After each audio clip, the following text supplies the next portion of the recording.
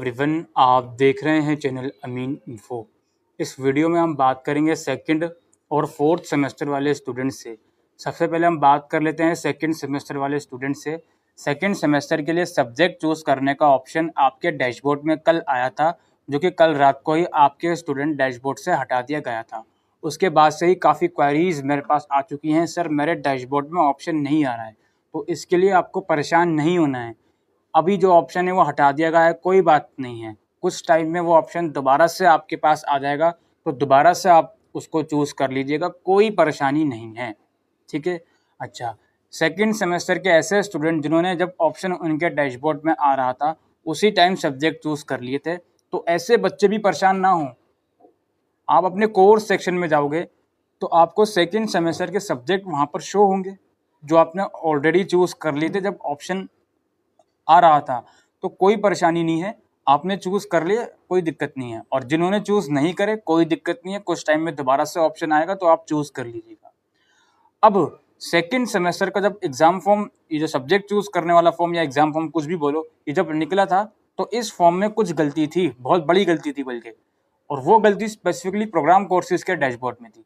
और वो गलती क्या थी कि ऐसे बच्चे जो MIL में इंग्लिश पढ़कर आए थे तो उनको MIL के अंदर हिंदी या उर्दू या पंजाबी सब्जेक्ट पढ़ना था, लेकिन उनके डैशबोर्ड में MIL में अगेन इंग्लिश ही शो हो रहा था। तो ये गलती थी। तो उस गलती की वजह से काफ़ी बच्चों ने गलत सब्जेक्ट चूज़ कर लिया। जो इंग्लिश पढ़कर आए थे वापसी से उन्होंने इंग्लिश ही चूज़ कर लिया। तो ऐसे बच्चे परेशान मत हो। ऐसे बच्चों के साथ दो चीज़ें हो सकती हैं। पहली चीज़, या तो एसओएल खुद से उनका सब्जेक्ट ठीक कर देगा, और दूसरी चीज़ या तो एसओएल करेक्शन फैसिलिटी देगा आपके डैशबोर्ड में, जिसको आप फिर करेक्ट कर सकते हो। तो ऐसा कुछ भी आपके साथ नहीं होगा कि आपके पेपर रोक दिया जाए या फिर ऐसा कुछ किसी के साथ भी नहीं होगा। मैंने दो चीज़ें आपको बता दी कि जिन बच्चों ने गलत सब्जेक्ट चूज़ कर लिया है क्योंकि एसओएल के फॉर्म में गड़बड़ी थी, तो उन बच्चों को या तो एसओएल खुद से सब्जेक्ट ठीक कर देगा या फिर करेक्शन का अपॉर्चुनिटी डैशबोर्ड में दे देगा। ये दो चीज़ें होंगी। इसके अलावा आप टेंशन मत कीजिए कि आपको कॉन्सिक्वेंसेस फेस करने पड़ेंगे, ऐसा कुछ नहीं होगा। ठीक है। अब यहाँ पे एक और चीज़ है, जो सेकंड सेमेस्टर वाले बच्चे हैं उनकी फ़ीस नहीं मांगी जा रही फ़िलहाल, तो फ़ीस से रिलेटेड बात मत करिए।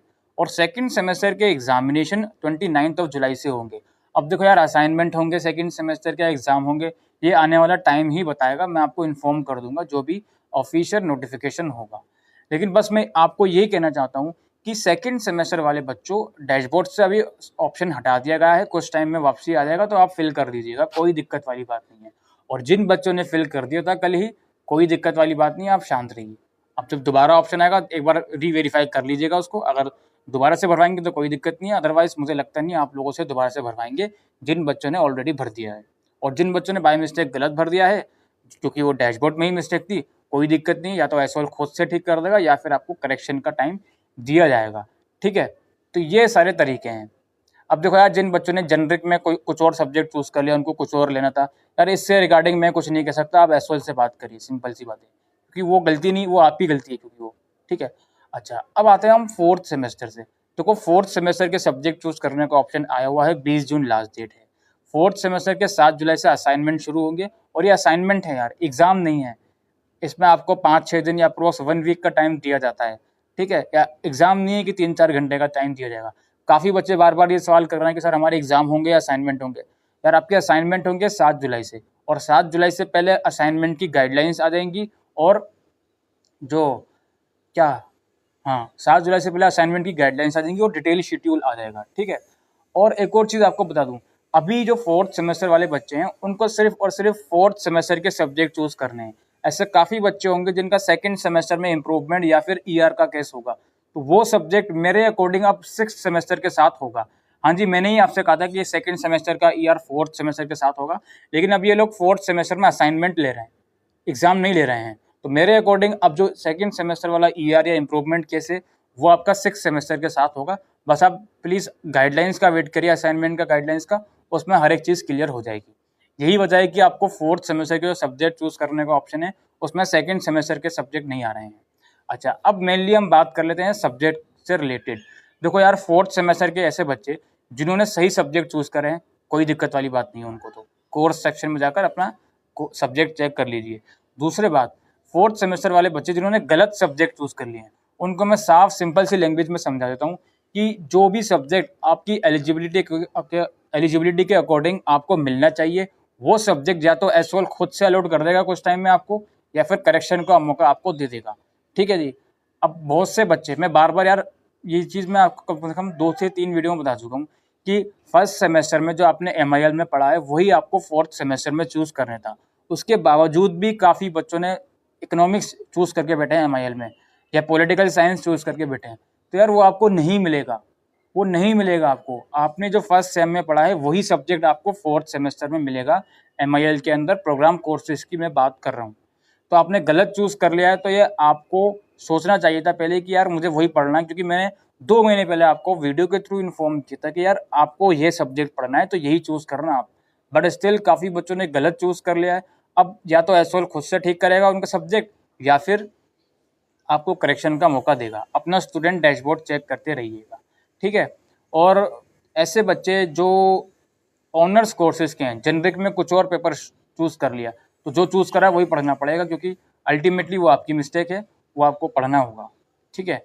वो उसमें जेनरिक में कोई एलिजिबिलिटी का चक्कर नहीं होता, जो आपने चूज़ करा है वो आप पढ़ लीजिए। असाइनमेंट ही है, उसके असाइनमेंट बनाकर दे दीजिएगा, ठीक है।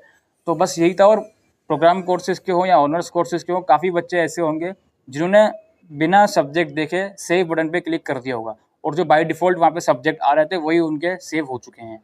तो मैं अगेन उनसे भी रिक्वेस्ट करूँगा कि अगर आपने बाय डिफ़ॉल्ट सब्जेक्ट चूज़ कर लिए हैं, बिना ये देखे कि कौन से सब्जेक्ट वहाँ पर बाय डिफ़ॉल्ट में आ रहे हैं, तो आपको, अगर वो सब्जेक्ट आपकी एलिजिबिलिटी के अकॉर्डिंग मैच नहीं होते हैं तो वो चेंज होंगे, और अगर मैच होते हैं तो वो नहीं चेंज होंगे, ठीक है। और स्किल इन्हांसमेंट में यार मैं बार बार बता दूं, आप समझ लो ध्यान से, स्किल इन्हांसमेंट में आप अगर थर्ड सेमेस्टर में ट्रांसलेशन स्टडीज़ पढ़ चुके हो तो फोर्थ सेमेस्टर में कोई भी सब्जेक्ट आप चूज़ कर सकते हो, लेकिन ट्रांसलेशन स्टडीज़ नहीं चूज़ कर सकते। वहीं अगर थर्ड सेमेस्टर में आपने ट्रांसलेशन स्टडीज़ नहीं पढ़ा था, आपने एजुकेशन पढ़ा था या हिस्ट्री पढ़ा था, तो आप फोर्थ सेमेस्टर में कोई भी सब्जेक्ट चूज़ कर सकते हो। स्किल इन्हांसमेंट में आपने थर्ड सेमेस्टर में हिस्ट्री पढ़ा था, तो अगेन उसको फोर्थ सेमेस्टर में चूज़ कर सकते हो। स्किल इन्हांसमेंट में थर्ड सेमेस्टर में एजुकेशन पढ़ा था, तो अगेन उसको फोर्थ सेमेस्टर में चूज़ कर सकते हो, कोई दिक्कत नहीं है। बिकॉज यार ये जो हिस्ट्री और एजुकेशन है, इनके टाइटल ऑफ द पेपर अलग अलग हैं, लेकिन ट्रांसलेशन स्टडीज़ तो एक ही पेपर है, वो दोबारा आप चूज़ नहीं कर सकते हो, ठीक है। और MIL का मैंने आपको बता दिया है कि यार आपने जो फर्स्ट सेम में पढ़ा था वही पढ़ोगे। अगर गलत चूज़ कर लिया है तो वो अपने आप चेंज हो जाएगा, या फिर करेक्शन का टाइम आपको दिया जाएगा। तो फोर्थ सेमेस्टर वाले बच्चों जाओ जल्दी से फॉर्म भर लो, जिसने नहीं भरे 20 जून तक।